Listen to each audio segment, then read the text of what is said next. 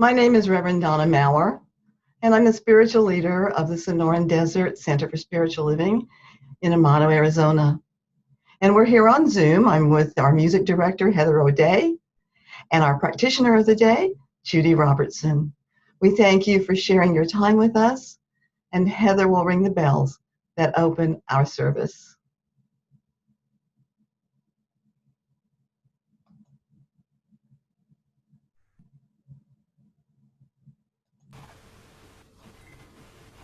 Good morning. My name is Heather O'Day, and I'm the music director at the Sonoran Desert Center. Let's focus and begin with some beautiful bells.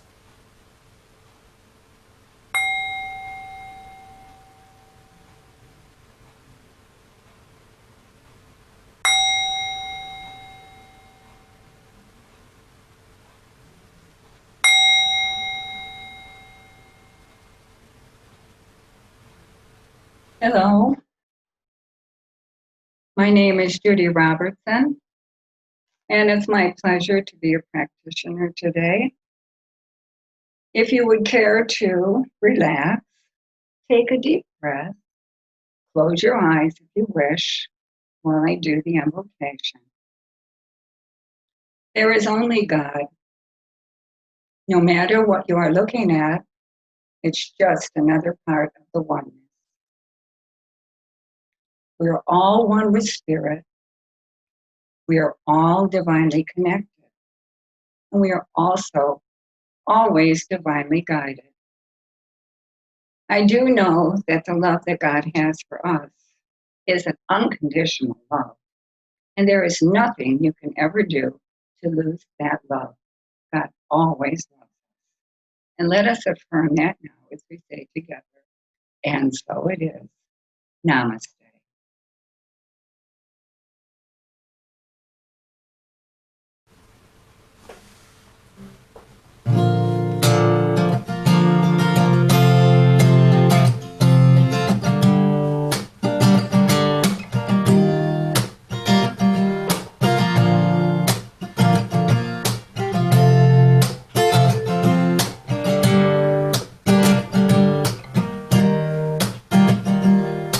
I am bountiful.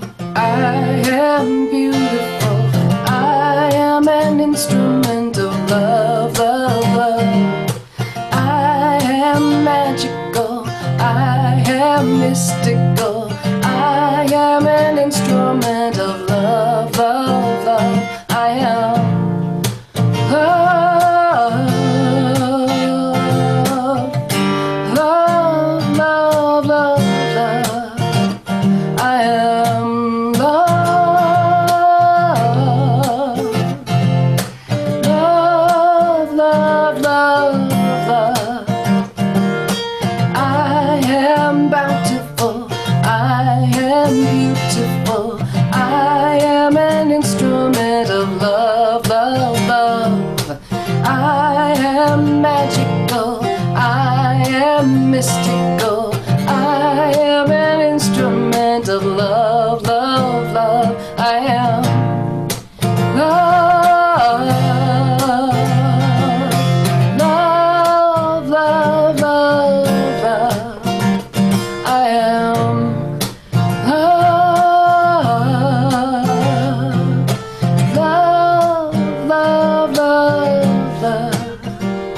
I am love, love, love, love, love.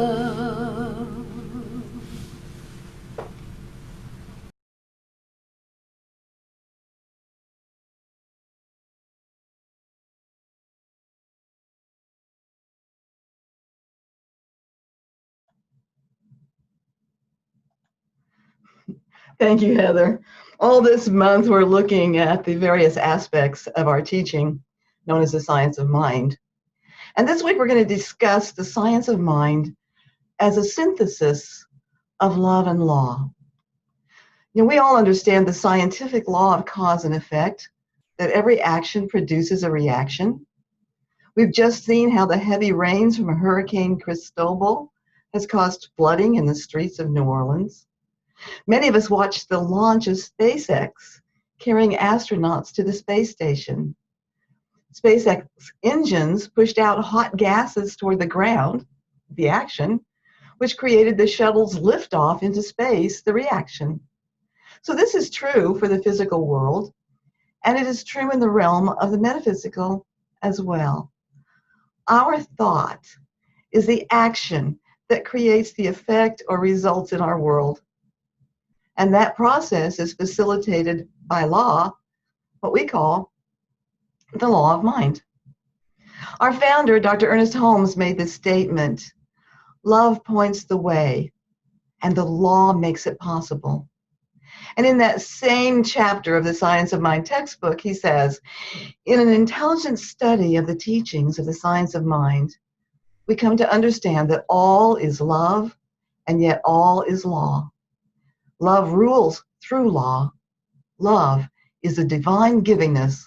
Law is the way. Love is spontaneous. Law is impersonal.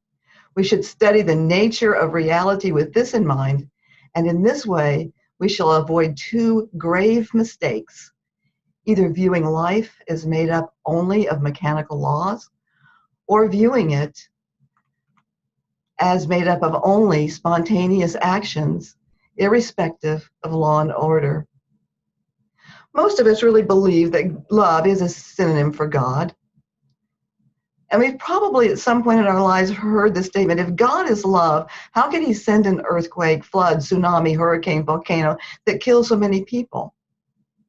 Well, there are natural occurrences in nature that take place when tectonic plates move, when warm, moist air rises, when pressure is not alleviated, when weather patterns cause excessive rain. You know, when I had lost everything in the 1994 Northridge earthquake in California, someone asked me if God was punishing me. And I said, no, I made the choice to live on a fault.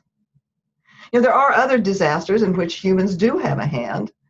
Pandemics begin with some form of human interaction.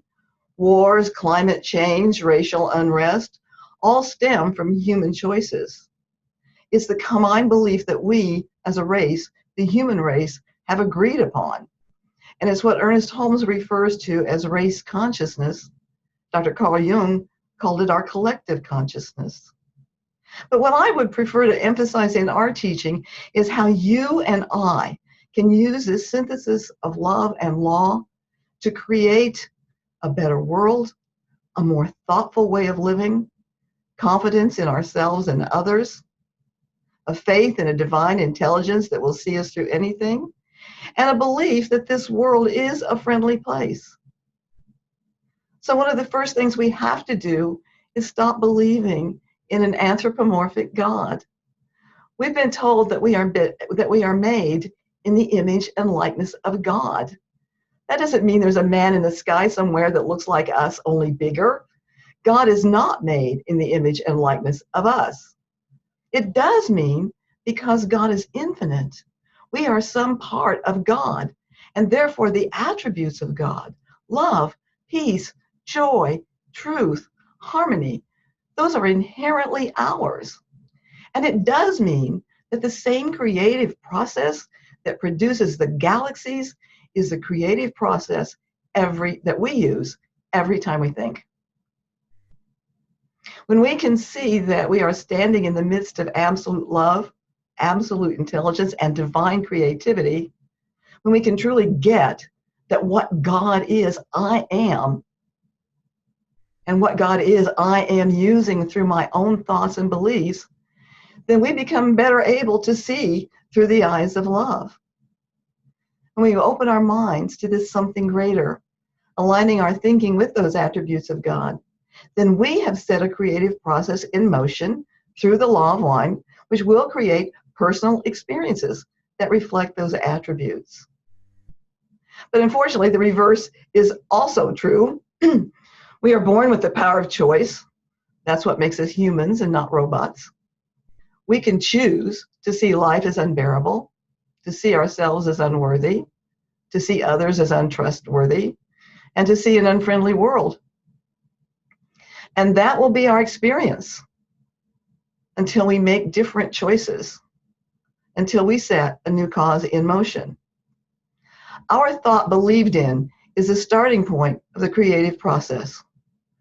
Once the process is in motion, our subjective mind, also called law, begins to act on that thought.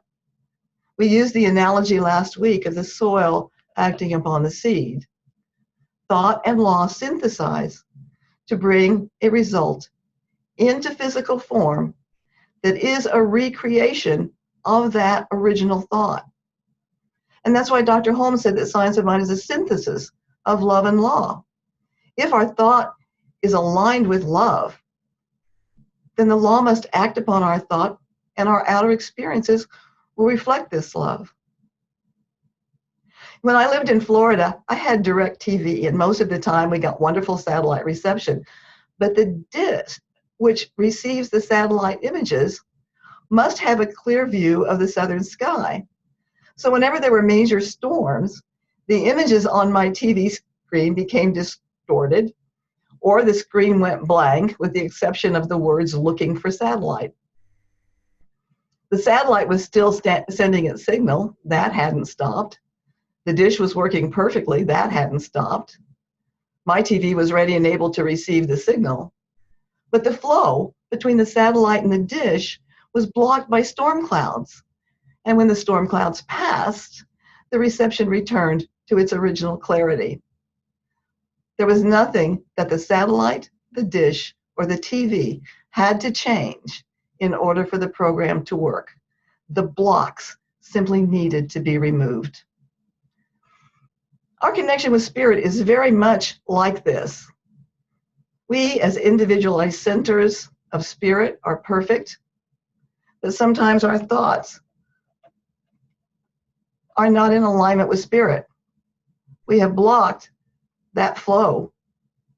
So the screen of our life presents us with distorted pictures. So our job is to remove the blocks. And the only way to remove them is to see the truth, the perfection, the love, the wisdom that is what we truly are. In his book, Hidden Power for Human Problems, Dr. Frederick Bales, a contemporary of Dr. Holmes, called those thoughts that align with spirit master thoughts. And he differentiated between parent thoughts and master thoughts. Parent thoughts are those ideas that we have that are out of alignment with who we are. Those thoughts that tell us we are less than, we are unloved or unlovable, we are in a recession, we are limited by, we can fill in the blanks here. And those parent thoughts produce offspring in our world that we don't like very much. We see the children, but we don't often see the parent. And so we try to change the children. And that is when we are trying to change the effects at the level of the effects. And we might change them for a little while, but until the parent thought is replaced with a master thought, we will continue to produce similar results. You know, we all know someone who married an alcoholic, divorced them, married another one, and then another, until the underlying parent thought of unworthiness is uprooted and replaced by the master thought of loving oneself as a child of God, of seeing oneself as worthy of being loved. The parent thought will continue to produce unhappy relationships. Dr. Bales told the story of a man who came to him because he had an ulcer and wanted to be cured. And when Dr. Bales explained the process of parent thoughts, the man said, "Well, I've never thought about an ulcer. I've never wished for one. And if I've never thought about it, how could I have produced it?" Well, Dr. Bales knew this man a little bit. He knew that he was a driver. He was impatient. He was prone to be explosive. He'd become very irritated if he had to stand in a line or if there was a slowdown in traffic. He was often irritated that his employees didn't measure up to his expectations. This man didn't think specifically about an ulcer, but a great portion of his day was filled with irritating thoughts and ideas. So his overall thought atmosphere, his parent thought, was one of irritation.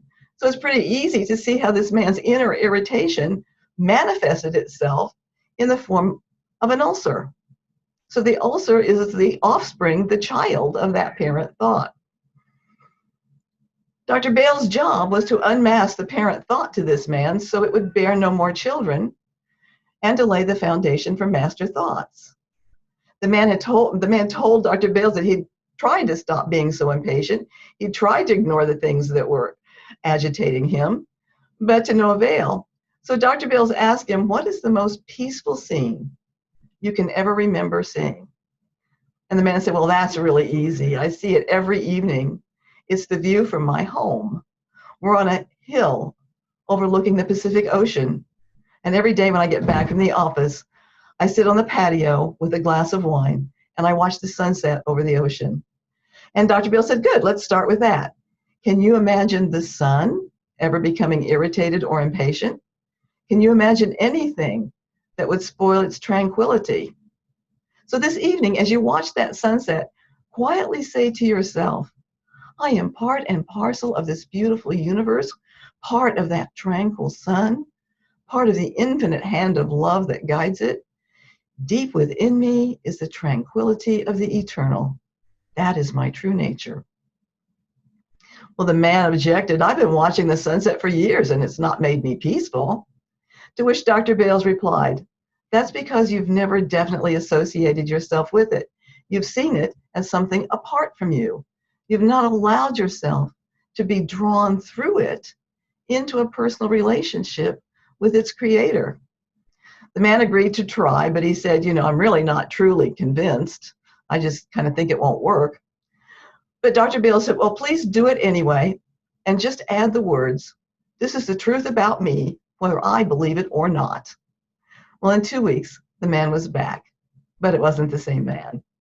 He told Dr. Bales not only the peace he truly felt from being part of the sunset, but the fun he had watched the fun he'd had watching their new kitten, and of how working in his garden had given him a new and mystical sense of union with his roses. He told Dr. Bales, "I am rediscovering the world I live in, and it is a storehouse of beauty." A few weeks after that, Dr. Bales received a call from the man's wife. She said, "You've given me back the man I married 25 years ago. And the girls at the office tell me he is so gracious now that they're wondering if there's something wrong with him." And by the way, the ulcer disappeared and there was no more recurrence. So master thoughts are those that assimilate the qualities of God. We don't have to analyze every little thought to see if it's a parent thought that brings us discomfort or a master thought that brings us joy. But we do need to see how our thoughts become the affairs of our world through this creative process, and then place ourselves in a position to contemplate master thoughts so that they are the creative elements for our lives. And like the man healed of others, we too can begin on our own patio or in our own garden or that place that is serenity for us. We can begin setting aside a time of peaceful communication with the divine.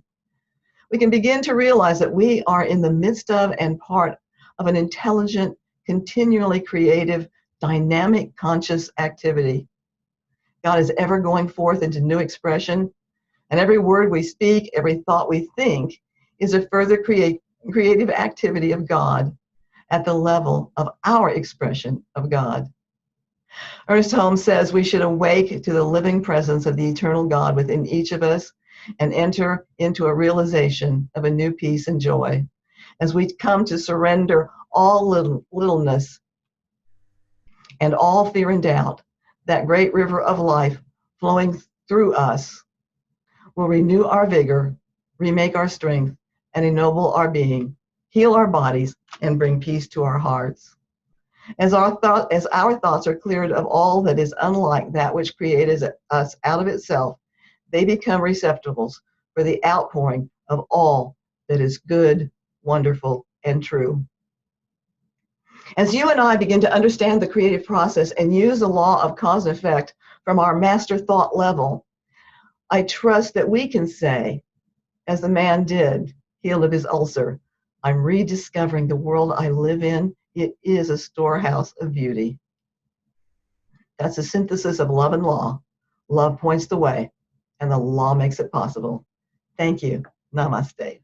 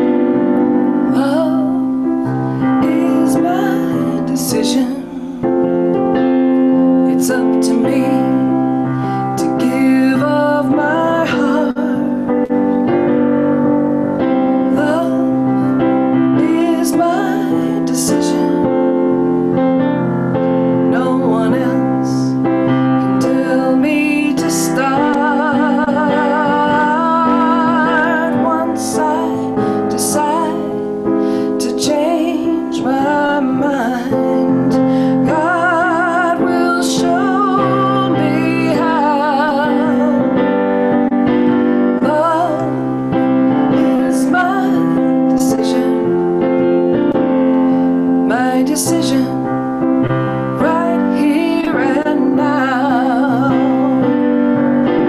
Love is my decision.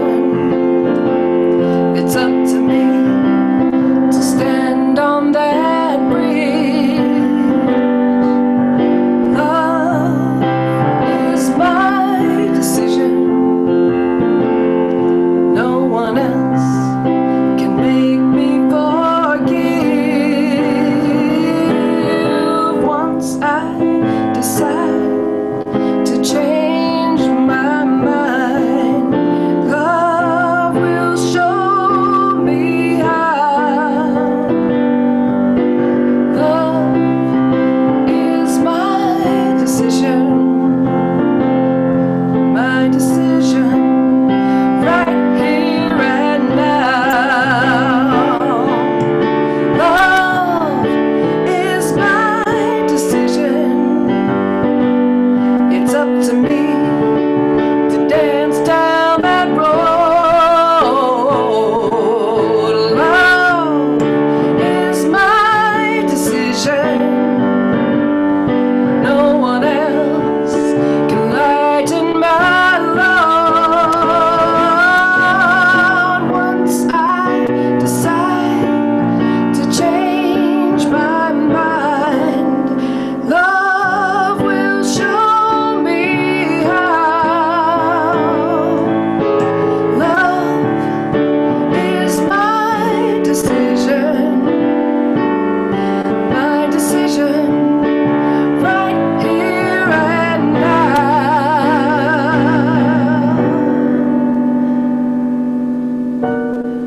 My decision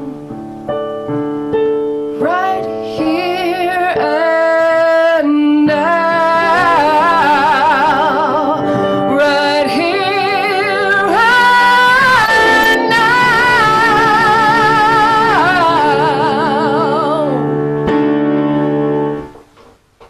Wow. Thank you, Heather. And thank you for joining us today. This is a time that we ask for your financial help because we would like to continue our messages. So please go to our website and press the donate button, cslaz.org. And we thank you for your consideration and for being with us today. And now I turn our service over to Judy for our closing affirmative prayer.